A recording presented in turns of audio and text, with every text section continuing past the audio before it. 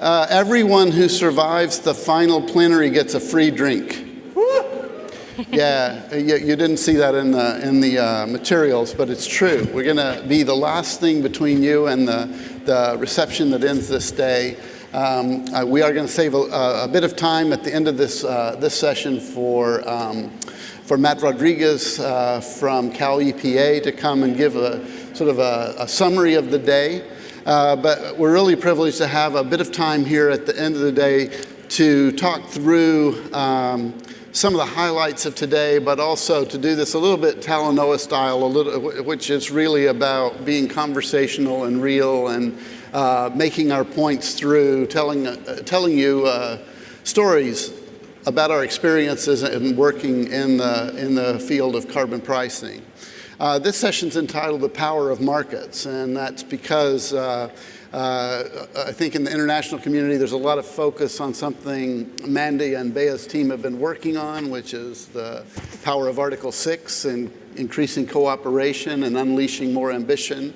Glen Murray is with us, who is an entrepreneur in the making, former executive director of the Pembina Institute in Canada, which is one of the most respected environmental research and advocacy organizations in Canada, but also to all of us in the world of carbon pricing. He is the former Minister of Environment in Ontario, where we continue to have a rocky ride in Ontario, but a lot of effort in trying to pull forward emissions markets in that part of the world. And then finally, David Hone, Group Advisor for Climate Change at Shell.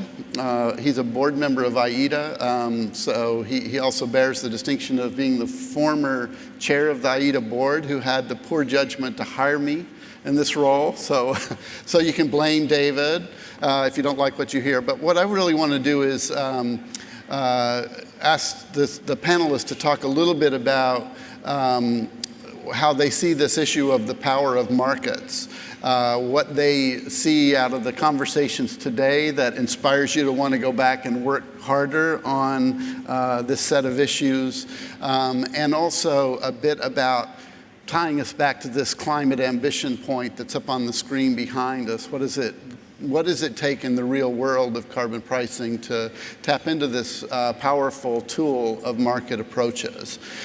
So Bea, I'm going to ask you to start us off. So Bea Yordi is the head of the unit that we deal with the most on carbon markets in the European Commission. So it's her job to make sure that the implementation of all of the recent reforms goes forward smoothly. And also, I'm sure she's in the spotlight a lot more lately because the EU price, we used to say it was the second strongest performing commodity in the world this year, but it's actually the first now because of recent, I think it went down €1 today, but it's still at like 24 euros. So for you Americans, that's like $27 a ton. So it's really got a lot of attention, and I'm sure got companies thinking harder about what their next strategies are for reducing emissions because they're getting that strong price signal. So Bea, talk to us a little bit about what's inspired you today out of the conversation, but also how you're thinking about unleashing more ambition in the member states that you serve. Well, thanks a lot, Dirk, and a pleasure to be here. And I have to say that I'm very often on spots. I'm very happy to be on spot today because it's warmer here than there. We have been frozen the whole day in our chairs. I think it's great to have the power of markets. I will say something. I come from, I was working in renewable energies for many years, then on green business for many years. And one of the things that we forget about ETS and carbon market is that we are putting a financial instrument in something that is called greenhouse gas emission. And we forget about this revolution. So we are putting in the financial market, and as you know, in Europe, we are under the market oversight, anti-money laundering, all the financial legislation is over the emission trading units. So this is revolutionary that we have an emission, a unit emission that is a commodity and it has a market value. So I will come back to this basic that we forget and that is very powerful. So What can I say? I'm happy of the 24, 25 euros. Well, we are normally always criticized when we work in the Commission. This is part of our jobs. But I think that is also, we need to recognize that what we propose and all our legal council, parliament, all our politicians agree has been increasing the ambition. We know that. Just a tip is that we are taking with a new cap, so we talk about 2.2% cap reduction. Just to give you an order of magnitude, the 2.2 cap represents around 48 million tons, and the whole aviation, European aviation industry is emitting 68. So per year, we are taking out, so we need to reduce nearly what the aviation emits. So it's very ambitious, and the good thing is that we have been, and when I say we, I said Parliament, Council, society, because it's part of the decision making, we have been keeping this ambition in the good times of economy and all the bad times of the economy. And now we have this decoupling with a 2.4% of growth, economic growth, we are keeping this. Just to add that carbon markets is making more friends with energy efficiency, renewable energies, forest values, or what we call the LULUCF. So it's a band, a very strong band of measures. And we are now preparing the long-term strategy that the ambition will grow. We have now on the table all our laws, including carbon market law. We talk about 45% reduction of greenhouse gas by 2030. So we keep that ambition, we keep that pace, and with great co-benefits for society and for citizens, I would say.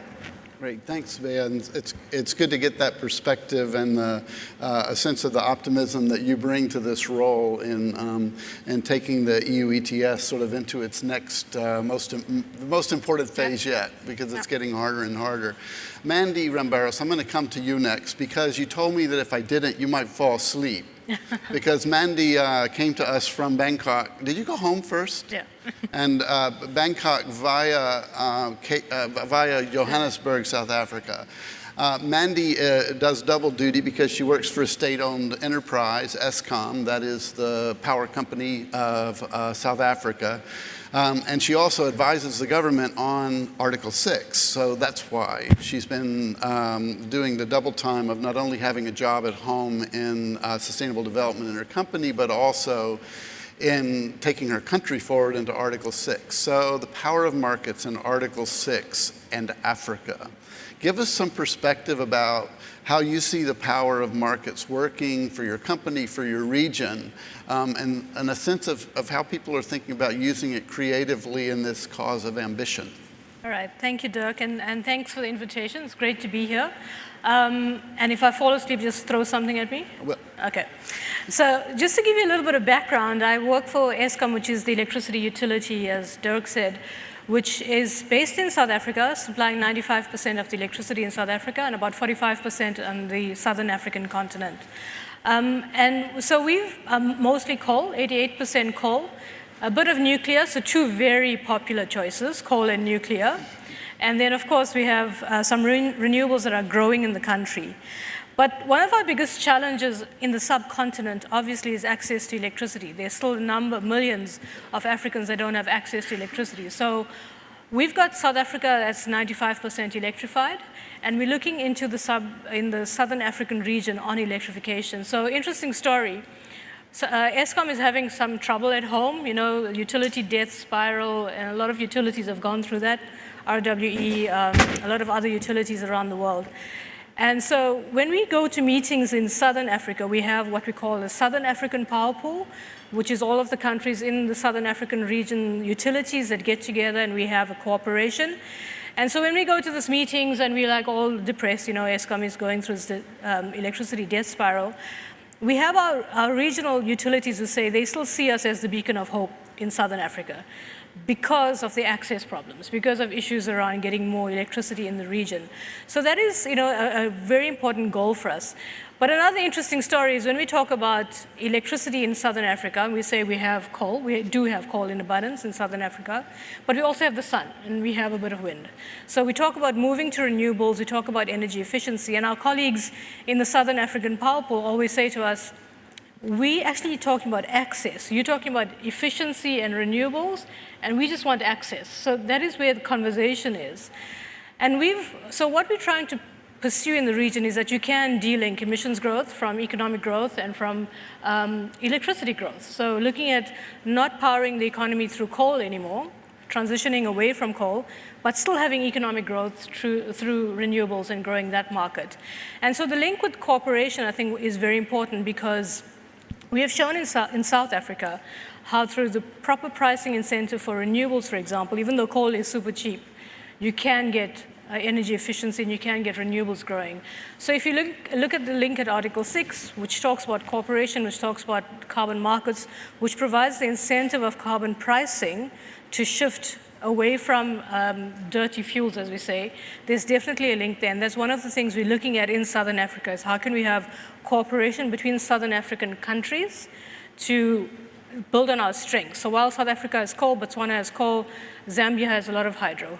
Mozambique has a lot of hydro, and we have obviously a lot of solar and wind potential.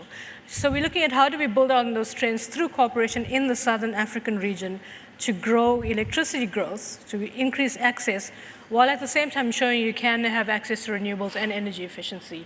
So I think that's the story of cooperation and the power of markets in cooperation in that region for us. And really, it's a great example, I think a great example of how Article 6 has started a regional conversation that's not the typical Yes. north-south conversation, but it's really you and your neighbors, Yeah. which is not all that different than the conversation we had earlier about carbon pricing in the Americas. So I think it's a really healthy development around Article 6, so thanks for sharing that with us. Glen, I'm coming to you next. Glen, who is now going to be a clean tech entrepreneur in a job that he's not allowed to announce yet, so we have to wait on that. But Glen, you've been around this set of issues for quite a while. You've contended with it both as a provincial minister and as a head of an NGO. But you said something right as we were getting started about that I want you to expound upon, but it's really about the consistency, and it's kind of like the train's moving, and that it's hard to take apart. And I know this Ontario program, near and dear to your heart, that's been coming apart at the seams, but it's not over till it's over. So I'm just interested in your perspective about the future of this power of markets issue. Well, since we're in California and people know that, I just want to do a little poll here. How many of you think the Ontario cap and trade market's dead? Raise your hand. How many of you think it's going to come roaring back to life in the next couple of months? Raise your hand. Oh, good, I'm alone. Okay. That's a good baseline. You notice most people were not willing to vote. It's like, I'm not betting on that one. And I'm actually going from Pembina, an organization I quite loved, into a high-growth Canadian software IT data company that when you hear about it, all the Americans will know what it is because 90% of its business is in the United States, and all the Canadians are going to look at me and go like, huh? So, and I just want to introduce two people if I can really quickly. Isabelle Tricot, who's Pembina's federal policy director, is a superstar at Pembina. I just want her to stand up. So if you want to know all about Pembina, since I'm up here on somewhat false pretenses, that is my colleague, Isabelle. And Maren Smith, who is with Clean Energy Canada, one of our sister organizations that we work very closely with. Maren is another part of the Canadian NGO family. So please buttonhole those two rather brilliant colleagues of mine. So I think that what I'd like to talk about is something that would have some universal applicability, because Ontario was foundational to WCI from the very beginning and has, over the last decade, under two premiers, played a very significant role in the building not just of Ontario's carbon market and pricing, but of a global one. And probably the most activist province, along with Quebec, in partnership in trying to be a catalyst for change. So it was interesting that the premier gets elected. This is a premier who has no problem shutting things down, not with great success lately, but no problem trying and prepared to go to extreme measures to do it. And then the major reason the legislature was recalled was to get rid of cap and trade. On the very day, the night before the vote was supposed to happen to do it, all of a sudden the House didn't meet the next day, and it rose without cap and trade being eliminated, which if you actually look at the behavior of this government is really counterintuitive. What I understood is that a telephone book-sized legal cases arrived on some ministers' desks and put them in a very difficult situation because it was compromised. Now, this is a government that has recently lost cases with Tesla and with the city of Toronto, and is even resorting to using something that Americans wouldn't know much about called the notwithstanding clause, which basically allows provinces to ignore legal rulings and that. Here's the problem. You've got several $billion tied up in the renewal of much of the heavy industrial infrastructure in Ontario. And part of the challenge, and I just want to talk about what are the challenges in what we don't do to advance decarbonization of our economy. There are deficits in industry, there are deficits in government, there's a deficits in academia, and there's a deficits in the environmental movement where they don't feel that they have the knowledge, and sometimes they don't, or the competence to exercise advocacy or create partnerships sufficient to build the kinds of coalitions that you need to protect and advance that. And Ontario is really up as the first litmus test in can you really seriously dismantle these things and what happens after. So I think all of us, two things about it. One, all of us should have some responsibility in making sure carbon pricing continues in Ontario. And number two, one should become very good students of this experience because you never know when it's going to surprise you and come. Because this came because of the failure of the leader of the opposition through a personal scandal, was replaced with someone who never thought would lead a political party. Americans may know something about surprise leaders of governments. You're pointing to the Australian there. I know, who's also had some interesting stories to tell lately about political change in your country. So, I mean, essentially what's happened is this, is that the cost of dismantling it is enormous. As I said many times here, people are increasingly skeptical as this summer went on. It's very hard to put the toothpaste back in the tube. When you actually look at not just the costs of allowances, the limitations on the ability of governments to actually indemnify themselves in actual political reality in the courts, given they've just lost 2 court cases by really acting outside their outside normative legal process in that. You get the problem where Ontario 7 largest industrial base are all aging infrastructure. It's all old oil and gas refineries, chemical refineries, cement facilities, all that were desperately in need of recapitalization, modernization of their energy platforms and technology, better heating, cooling systems, more efficient electricity. And cap and trade created a pool of capital for that. Nova Corporation, a friend and competitor of Shell's, put $2.2 billion in their Corunna facility near that. About $650 million, I think they estimate, comes from cap and trade related revenues or transactions. Without that, you cannot renew the aging brownfield industrial 20th century infrastructure that is now aging. This cap and trade actually created a pool of capital that allowed for the transition. So the large unions like Unifor are very supportive of that. If you talk to Jerry Dias, they're quietly working away at doing that. It's very clear that corporations are quietly working away to try and protect their interests. I would predict fairly confidently that there is going to be some face-saving exercise that's going to occur in the next couple of months, and something that looks very much like a market-based instrument, not that different than cap and trade, is going to be limited to large emitting industries, but there is very little chance that they will actually dismantle that. But this is the thing I want to say most importantly.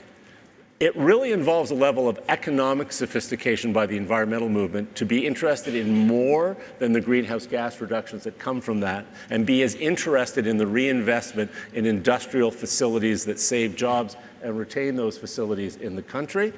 And it's going to have to be for industry to have a little bit more courage than it currently has demonstrated, that a contract is a contract. And everyone in government and the media expects that if someone's going to violate a contract that was signed, that were worth, in some cases, hundreds of millions of dollars, it's perfectly appropriate for business to make the case that they were using the system really well to recapitalize and reinvest and modernize their facilities, and to hold government accountable. No one ever thought in Ontario that business wouldn't take at least minimal legal action to protect their interests and maintain the validity of the contract and hold the government to account. I think that's changing now. The moment that business just takes that gentle step forward in a non-confrontational way, that ends the government's ability to cancel cap and trade, or at least to cancel it in a way without replacing it with an equivalent thing. So the most important lesson out of Ontario is, if you're a business, take that step forward to a We've used this mechanism to recapitalize and reinvest and decarbonize. It protects us from liability. Standard & Poor's isn't going to likely hit us with our credit rating when they transfer their climate rating onto our credit rating. It covers us with our shareholders, and it helps protect the capital investments we're making. If business can make that simple argument on the back of a lawsuit, that ends the political elasticity the government has to destroy cap and trade, or at least not to replace it with something equivalent. So that's going to be an interesting question, because government spent all this political capital, the premier was defeated, and this was certainly part of the equation. The question is, business which doesn't have to spend much political capital, can it step up at this moment to seal what is essentially the deal, now that the government is clearly running in the other direction very quietly, hiding in the shadows around it? So a call to business to step yeah, up. and also just to watch this, because no one in Ontario ever expected that Ontario would ever have found itself in this situation. And it happened, it went from, we're going to have a carbon pricing system, whatever government happens, and that's the conversation in Quebec right now. And about 60 days before that election, that entire conversation changed. And no one saw that coming. So if you think these things happen or can't happen in your area, you should all pay attention to this, because it took 10 years to build the cap and trade system and carbon pricing in Ontario. It took 2 months to have a major setback. So the idea is be vigilant. And you have to put as much time in keeping these things going after you establish them as it takes as much energy to keep them up. And that's a shared responsibility between business, labor, government, and community to do that. And if we don't all shoulder that, and we don't keep at it and keep explaining that it's a good thing and how we're using it as a good thing, we're going to lose them. And if we lose Ontario, and I don't think it's lost, as a matter of fact, I think quite the opposite, I think it's likely to come back. And if it comes back, that's a huge resounding victory. If we lose it after everything's in place, and the government couldn't even, when it set up a legislative session with the primary intent to destroy it, couldn't bring itself to destroy it, tells you that you've got an opening like few others. So it's a lot easier to put a little energy in the next 6 months into saving it than it is to start from scratch all over again. Just a little technical nuance here. So Mary Nichols said earlier, the divorce is done, it's dead, and I think what Mary was talking about is that the regulations have been repealed, but the underlying law has not, which is... No, as a matter of fact, they decided not to repeal it, and I think that's because they just lost 2 major court cases on similar types of actions that they had taken where they stepped outside their jurisdiction. So we're going to watch this space, but also look at ways to engage. Yeah. Shell has a big refinery in southwestern Ontario, just to say there's a lot of folks, and they've got a union called Unifor, and Jerry Dias is pretty good at organizing the auto sector to keep jobs in Canada. I think if you've got a Unifor, Shell, Nova Corporation, a few other companies, and they all went and sat down with the Premier and said, look what we've done with this. Don't take the tools away. It's pretty high, the public would be on side with that. But it takes that kind of leadership. We're not asking people to protest. We're not asking people to call the Premier's bad names. And you can even say nice things about the Premier, but say, if you want to take it off gas, if you want to take it off some of the other things, that's fine. You made those commitments. But allow us to have a tool that we co-authored, not just with the previous government. Cap and trade started under the Conservatives on NOx and SOx under Mike Harris. So this is not a new idea. So David, I want to bring you into this, but actually I was going to ask you, you're welcome to address any of this, but what I really wanted you to do is focus on the first of these words about power. And I should say David leads IETA's international working group and has really done forced a lot of hard thinking in our organization about how to get real power out of Article 6. And one of the points you always bring us back to in our discussions inside the tent of IETA is about scale.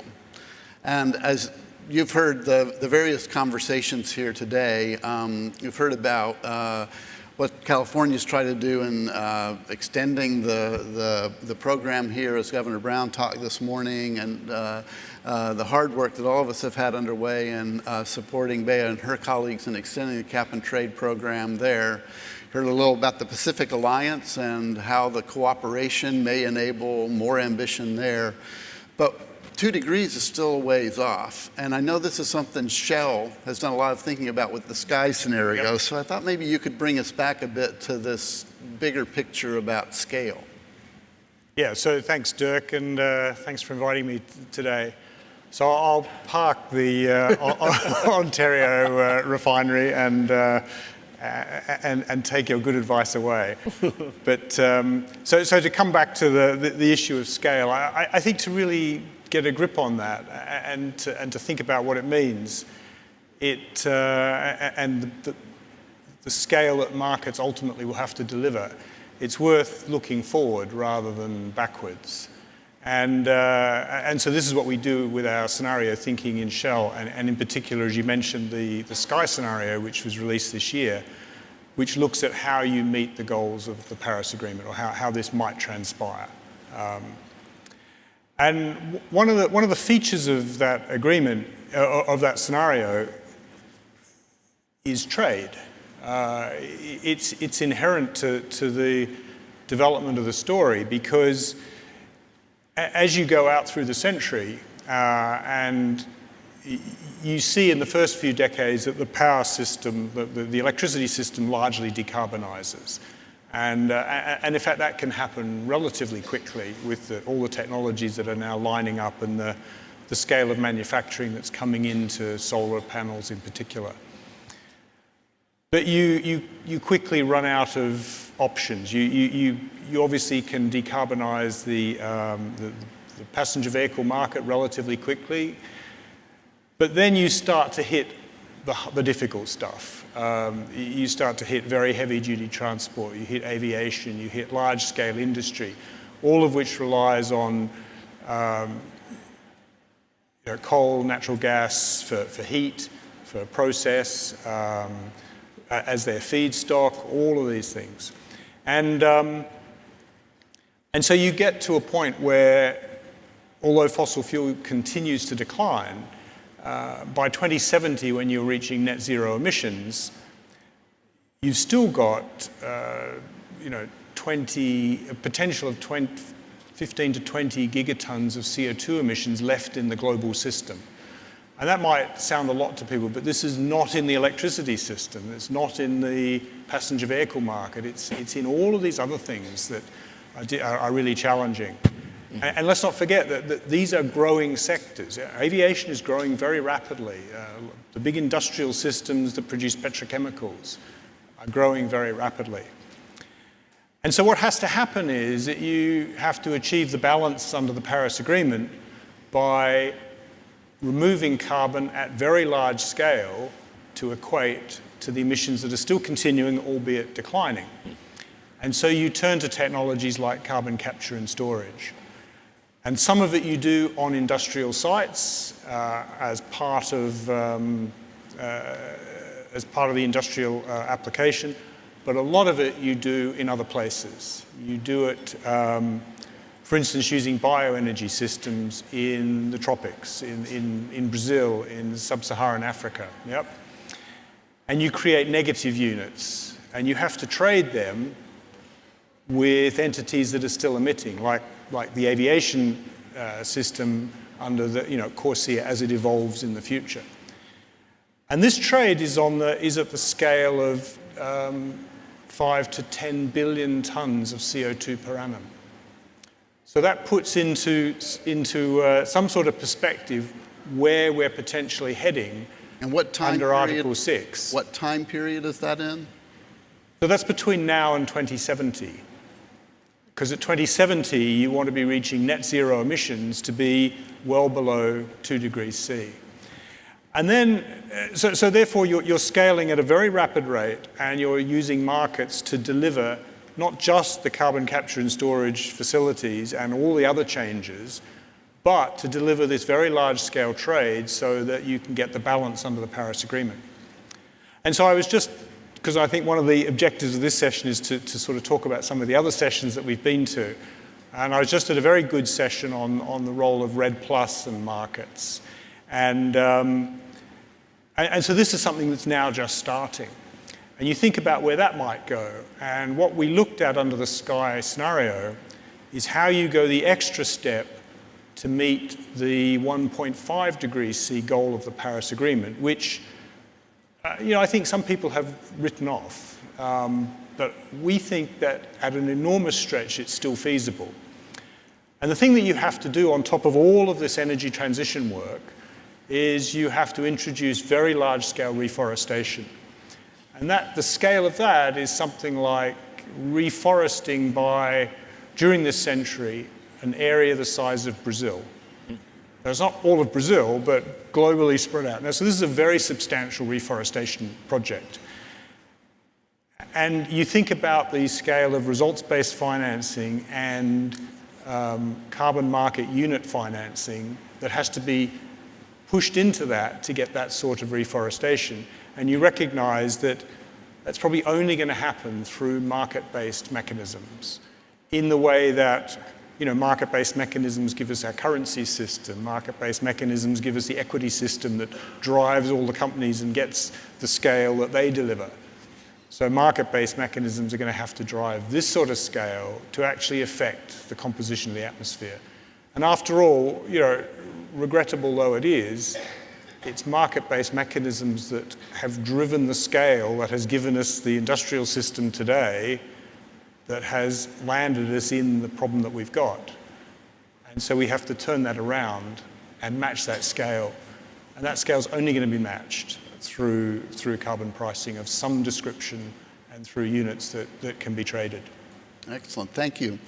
Bea, you had a reaction. Yeah, Please. I mean, just to add on what David and Glen were commented is that it's important, what you mentioned, the aviation and CORSIA agreement, that I think it's a moment of truth on the credibility of international market. And this should be, we should learn from the past. And what we have been doing wrong is that we can be losing credibility on our climate change instruments and on the carbon markets for acting probably on a rush or for the sake of an agreement. So very important for us as Europeans, as you know, is to keep the credibility, to avoid double counting. We have in Europe at this moment is between 5 and 6% growth of aviation emissions per year, which is quite a lot. And so we need to put a credible offsetting. And just to add of Glen, what he mentioned, something that we don't speak very often because it's like we are ashamed because it's a carbon market, and when it's a carbon market, the funding is like, let's do not mention. But the European carbon market, apart from reducing 2.2% per year, starting in well, now 1.75%, as you know, we are talking about per year, and I'm talking about per year, between 10 and 19 billions per year going to member states' pockets to do adaptation, renewable energy policy, cities policy, clean mobility per year, and to recapitalize industry between 10 and 17 billions per year, plus 1 billion per year to innovation fund, and nearly 1 billion to modernize the poorer countries. So there are numbers that we are kind of ashamed, and we should not be ashamed. It's a market, and it's also with this agreement of all the stakeholders that we need to guarantee. There is it has other aspects of the carbon market. I think there's a lot of magical thinking about what we need to do, and we detach it from our own recent history about how we developed our conventional energy resources. I mean, one of the things I find absolutely fantastic in Canada, if I said, let's find, $500 billion between the private and public sector in the next few years to massively decarbonize and move us to a new technology platform. And I agree with you, ecological restoration, pulling carbon dioxide out of the atmosphere, and massive decarbonization technology, that would be considered absolutely ridiculous, that no government or corporation. But if you look at the oil sands in Alberta and how they were built really over 30 to 40 years, that was the mobilization of hundreds of billions of dollars, maybe well over $1 trillion.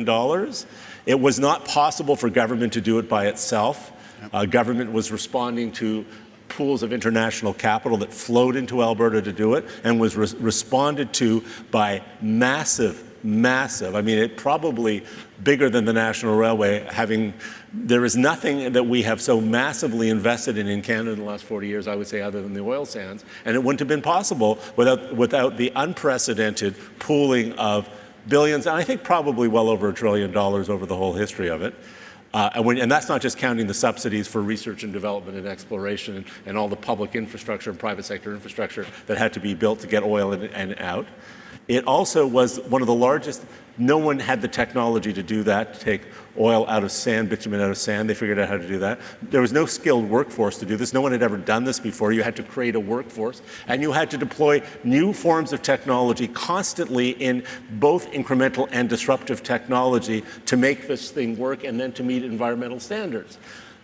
I would suggest that the transformation of the Canadian economy into a net zero economy is well within the finances, costs, and challenge of the deployment of technology, capital, and talent at that same scale.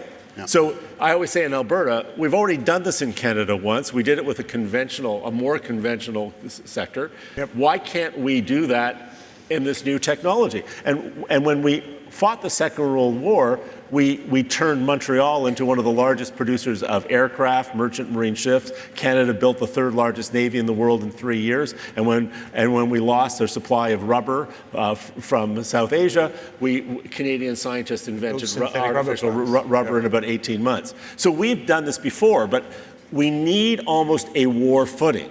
And given what's happening in the United States, which really has to lead this alongside China, we've lost so much time that to actually save ourselves, which I think is still possible, you almost have to go to the idea of warlike preparation, of massive technology, and you have to have the same kind of private-public sector international cooperation that you saw in the oil sands, and you need companies like Shell, who are in the middle of that, to step up and play that kind of transformational role in the post-oil economy. Well, what about ESCOM? Yeah.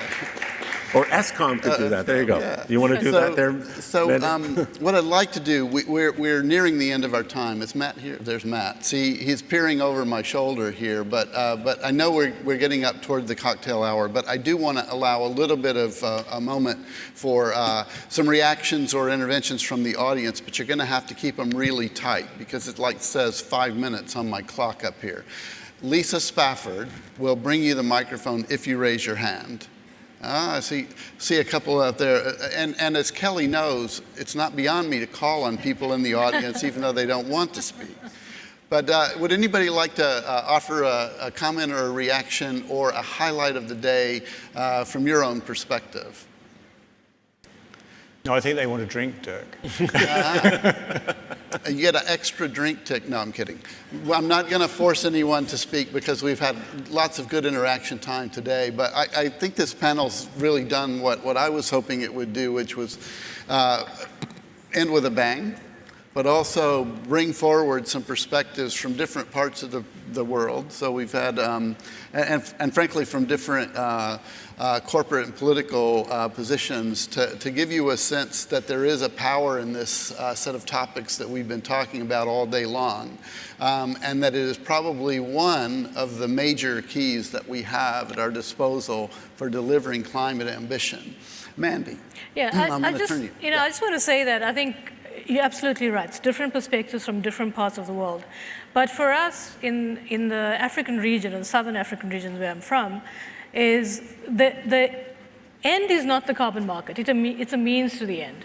And I think it's extremely important to focus on what is important in the different regions in the world. And sometimes, we have this technology works here, so it must work here.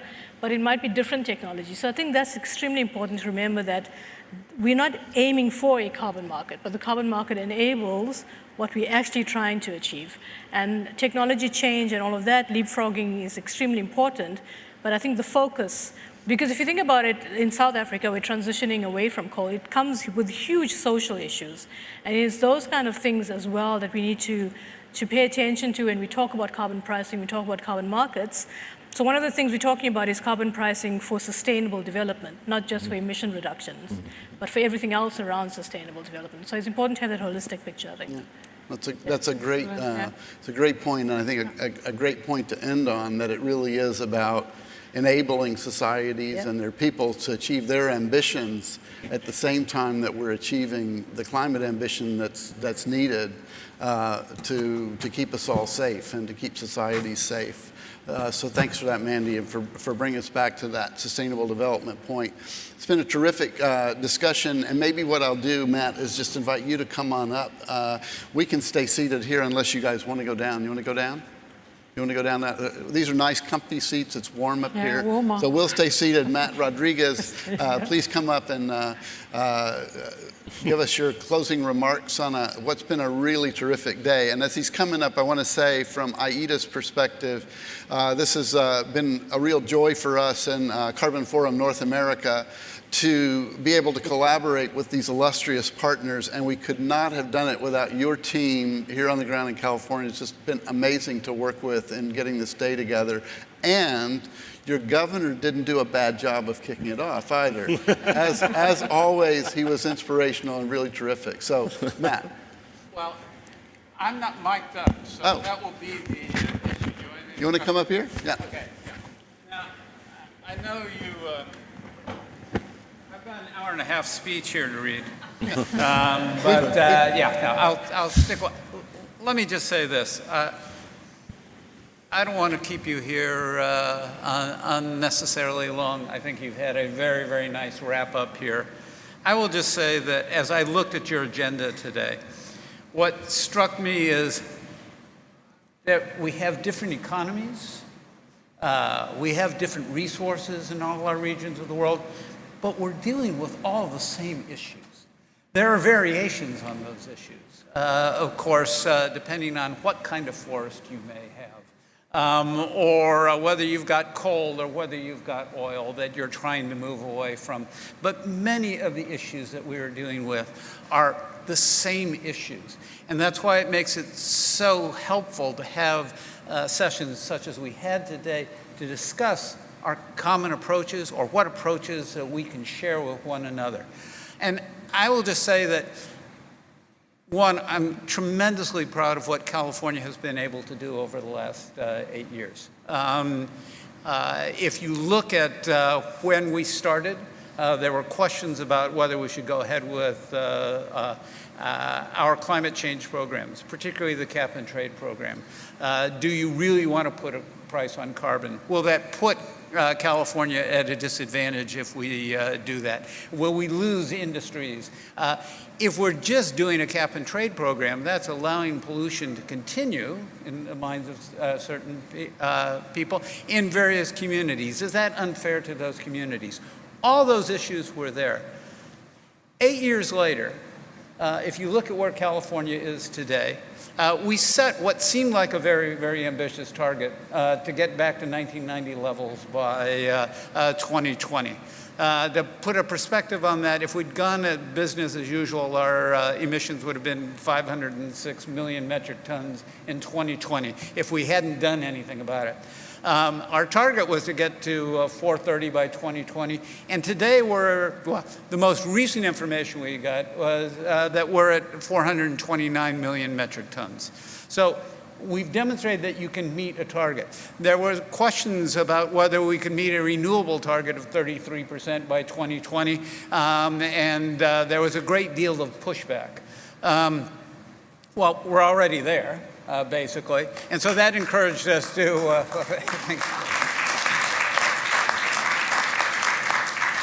well, that encouraged us then to set a target for 50% renewables by 2030. Well, within 2 years, we said, you know what, that isn't ambitious enough. Let's put it at 60 and let's look at whether we can get to 100% by 2045. What that says to me is that if you have the will, if you are committed to dealing with the issues as they come up, you will find solutions. What you need to do is agree, and going to the last speaker, the important thing to do is keep an eye on what our objective is. And our objective is to resist climate change. We cannot have climate change. We are seeing the results of climate change, as I'm sure the governor said this morning. We are seeing fires, we are seeing sea level rise, we are seeing changes in precipitation pattern, we are seeing a changing world, and that is going to bring about fundamental changes in the way we live in our societies today if we don't do something about it. And so we need to be committed to that higher objective. We need to have that will to get there. And in order to get there, we have to have a vision on how to get there. In order to have a vision on how to get there, you need to know your societies. You need to know what are the issues that we need to deal with. I'll give you an example in California. It was easy for us to deal with the energy sector. Why was it easy for us to deal with the energy sector? Because we weren't coal reliant in the first place. That makes us different from other people. We're still going to need to work on coming back from petroleum use because we produce petroleum, but we're committed to pulling back from that too. So we're looking at those issues. Those are things that are fundamental to California. Now we need to look at our forests. Now that we've got a handle on renewable energy, you know what? We haven't been paying enough attention to our forests. And also, now that we're working on a cap and trade program that is bringing in $8.5 billion a year, how can we make sure that all Californians are benefiting from that? So we've got to work on that issue. What's key in all of this is the will to continue to deal with those problems as they come up, keeping your eyes on the objective, which is to reduce your carbon footprint, to get us to net zero carbon well before 2050. And so if we keep getting together in sessions like we've had today, if we keep talking about our various ideas, if we keep talking about how did you monitor and report and verify what your emissions were? Or what's your price on carbon? Or how are you going to deal with reforesting and sequestering carbon in your forest? That's what will get us to that objective at the end of the day. And that's why we're pleased to have everybody here today. We've got a good message in California, we feel, because we've been making progress.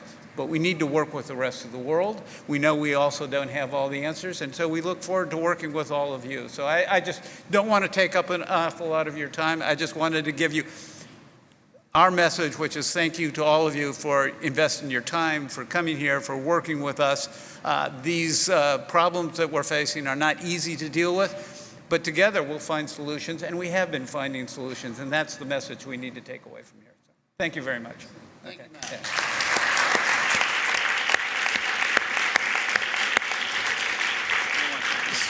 No, it's great. So the story is that there's a reception where you, because you stayed, you get to go and have a drink. So, but I also, before we let everyone go, I do want to give our panel a big round of applause for helping us close this out. And Martin, Regender, Lisa, Katie, the team that actually put this whole thing together. Are you in the room? Or they probably already, hey, there we go. Stand up. This is the team that put this thing together. And you have to tell Regender in absentia, because I don't see Regender in here, but where is she? There she is. That's the real star. So thank you all. Please stick around and have more conversation and join us for a drink. Thank you.